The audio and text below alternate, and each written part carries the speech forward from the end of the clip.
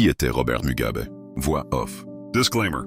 Cette vidéo est réalisée uniquement dans un but éducatif, culturel et informatif. Elle a pour objectif de partager des connaissances historiques et de rendre hommage aux personnalités comme Robert Mugabe qui ont marqué notre histoire. Les images et extraits utilisés le sont dans le respect du droit de citation et sans aucune intention de nuire.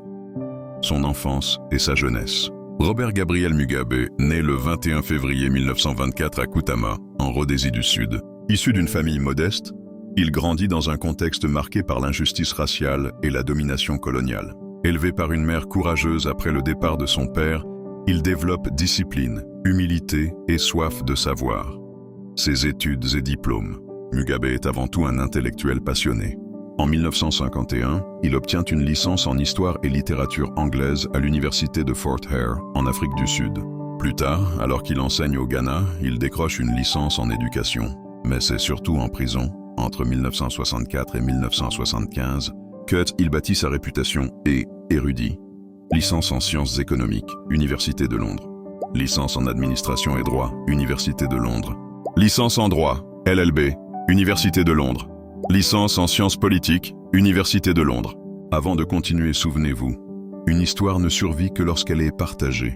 Votre soutien est essentiel pour faire vivre cette mémoire de Robert Mugabe. Alors abonnez-vous, partagez cette vidéo et ensemble, faisons briller la lumière du savoir à travers l'Afrique et le monde. Découvrez aussi d'autres grandes figures de l'Afrique et du monde sur notre page. Au total, Mugabe accumule 7 diplômes universitaires, parfois obtenus dans des conditions extrêmes.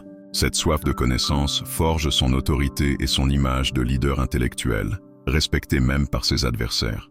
Les luttes pour l'indépendance. De retour au pays, Mugabe cofonde en 1963 la ZANU, qui mène la lutte contre le régime colonial. Arrêté en 1964, il passe 11 ans en prison, mais ne renonce jamais.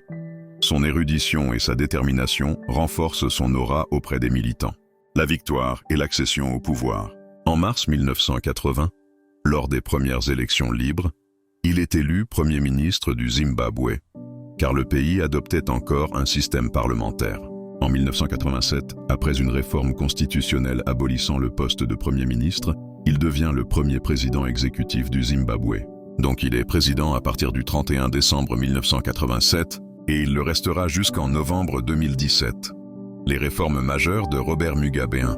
Réformes éducatives. Après l'indépendance en 1980, Mugabe investit massivement dans l'éducation. Création de milliers d'écoles et ouverture de l'enseignement aux populations noires jusque-là marginalisées. Résultat, le Zimbabwe devient, un des pays africains avec le plus haut taux d'alphabétisation, plus de 80%.